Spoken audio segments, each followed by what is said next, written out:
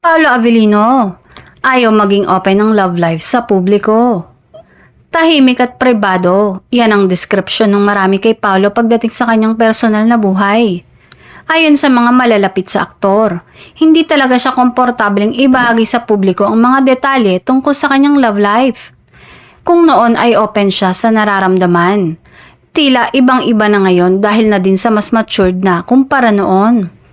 Kilala si Paolo bilang isa sa mga pinakamapili at disente pagdating sa mga isyong personal.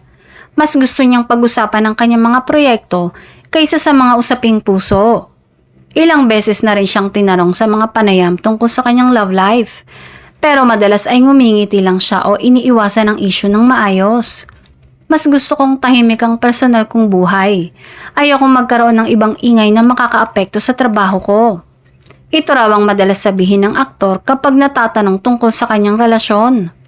Sa kabila nito, hindi maitatangging maraming fans ang curious kung kailan ba aamin sa nagpapatibok ng puso sa kasalukuyan, lalo na't madalas siyang maiugnay sa kanyang leading lady na si Kim Chiu.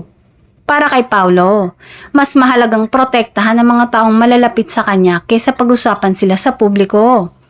Kung sa bagay, kung noon na mas naging open siya ay nauwi lang sa hiwalayan ng mga naging karelasyon nito noon, kaya siguro mas pinili ngayon na maging pribado para na rin hindi masiraan at iwas intriga na kung minsan ay nakakasira sa relasyon.